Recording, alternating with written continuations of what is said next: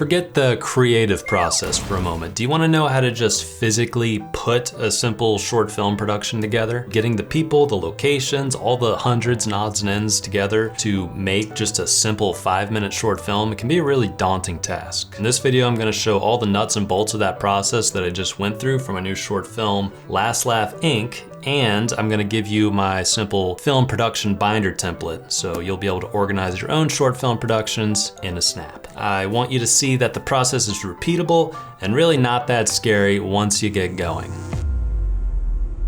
So I had my 9-page script. I knew I'd be directing it, shooting it, and editing it. That crossed off a lot of the crew I'd need right off the bat, so I was off to a good start. I had some good leads on location options, but more on that later because my more pressing concern was that without a strong cast, this dialogue-heavy script was simply not going to be worth shooting. It would all fall apart. So the first people I wanted to lock down were my 3 main actors. I'd worked with Jeff, Sky, and Pete, my 3 leads, a few times before, and knew they were talented enough to elevate this kind of project. So I asked each of them if they were interested, and fortunately they were all on board and fully committed to making this thing amazing. That was huge. I knew my biggest challenges with putting my team together were now behind me. If I didn't already have a relationship with these guys, the production process would have had the additional steps of casting. So to do that, I could have either done that through word of mouth, asking around other actors and filmmakers I know, or just through a proper casting call. But I found it's tough to get great talent on a tiny project like this with a casting call. So if a project is written with the best actors you know in mind, that's always going to be ideal. So I had my cast and I was prepared to wear multiple hats for the crew,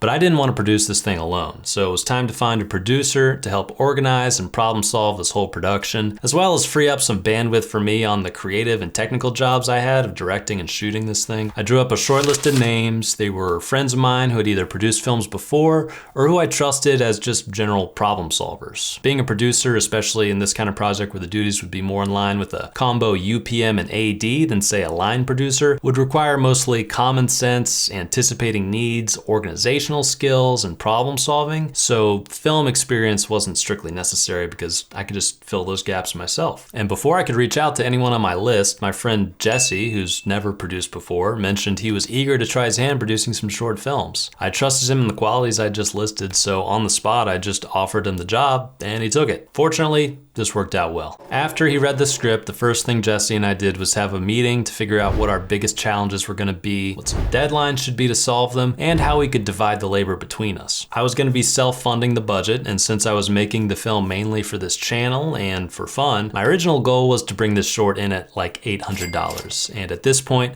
I was thinking of it as more of a fun shoot with friends to shake off the COVID cobwebs and get back behind the camera. That $800 budget did not happen, and we'll see why later. Since I was the camera lighting department, we figured the first crew member we need to bring on would be a production sound mixer / boom operator. We figured this would be our only paid crew position because sound is just not the place to skimp, as I explained in last week's video. So I contacted my old friend Justin, who's run sound on my project for years. Fortunately, he was available and willing to throw us a bone with a discounted rate. And as I mentioned in my last video about how to get cinematic audio on a budget, we ended up using the worst location ever for sound, so his skills really saved us and was money well spent. The next most pressing question was, when are we gonna shoot this film? I was trying to shoot it ASAP, but I soon realized that was impossible. The soonest open window for everybody was 4 weeks out. This was a blessing and a curse. Obviously, it was gonna make the film better because we have that much more time to prepare, but it's also gonna make the project just a bigger commitment. According to Parkinson's law, work expands to fill the time allotted for its completion. Keep this Parkinson's law in mind when you set your own shoot date. The further away you set it, the more time to get all the work done, and the better the film may become. But there are serious diminishing returns to a far off shoot date, and it's easy to lose excitement for the film. So that's why the ideal shoot date for any production is slightly sooner than you're comfortable with. Anyway, we now had a month to prep for our shoot day, so we started solving the next big question: where were we going to film this thing? I had been eyeballing some Peerspace and Gigster locations to film this project since the writing stage. See my video about finding film locations on a budget for more info about those sites and finding locations in general. But as I started reaching out to them, we ran into a few roadblocks. One, the cost seemed really low on the site, but upon closer examination, some of my favorite locations required full film production insurance. That insurance alone would eat up most of the $800 I was planning on spending on this thing. I scouted one that didn't didn't require that insurance, but it just didn't look right for the film. It was just too small, too cramped. Then our friend told us about a pop-up store her landlord owned. We did a scout trip there, and it was feeling much better. Big high ceilings, white walls. I liked it. It was more expensive than we'd originally budgeted for, but the landlord only required general liability insurance, not full production insurance. This is usually much cheaper, and eventually we settled on this location, booking it for our shoot day. We found some super cheap liability insurance online on thimble.com, and after that, we were good to go. This is where we started using my simple film production binder on Google Sheets. Jesse and I shared updates about location options on this tab, which broke down all the info about each one. We had a tab for to-dos, expenses, shooting schedule, contact info, basically everything we'd need to get the film organized in one place. And since it's on Google Sheets, it's easy to collaborate with other producers and tag each other or leave comments. I've used this same format on bigger projects like Will the Machine, smaller films like Last Laugh Inc., Hawaii, and I've turned this into a template for you to use for free on your own film. So just check the link in the description to get a copy and customize it to suit your own needs for your own film. I think you'll find it extremely useful. As we got further into crunch time, Jesse also set up a Trello board so we could monitor the progress of all of our remaining to-dos, which are really piling up by this point. And it was another really handy tool just to stay on top of the production. At this point, the production is about halfway there, but there's still so many just small questions and puzzle pieces needed to get to the finish line of our shoot day. One big question was, how are we gonna handle the clown makeup for Pete? So I tried to bring on a makeup artist for the day, and after some scheduling misses on a couple of artists, my girlfriend actually volunteered to step up and fill the role despite having never done clown makeup, and she did a test on me. First look.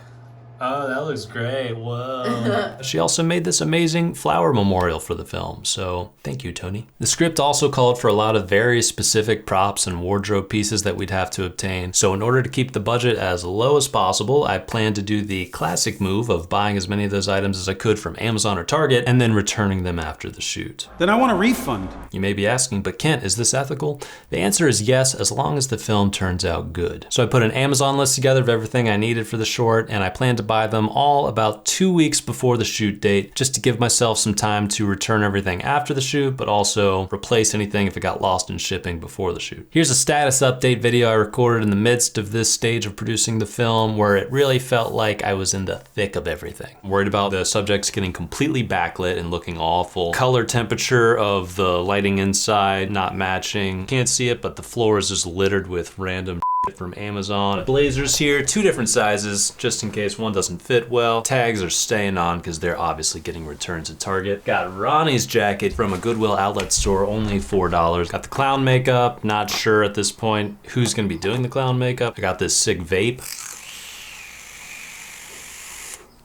An extra headache we had on this shoot was COVID. We had to have our team take a test the week before the shoot and on set before we shot. So I just used some of the free rapid tests that the government ships to each household just to save a little time and money there. We figured out the game plan for our shoot day. Jesse was gonna be in charge of lunch orders, crafty, as well as COVID testing on site. Then he'd be helping set up the set, keeping me and everybody else on schedule throughout the day, and troubleshooting anything else that came up. And I wanted to be over-prepared from a producing standpoint so that I could be as focused on directing and shooting as possible on the actual shoot day. So I just made sure all of our ducks were in a row, and after that, we were finally ready for the shoot.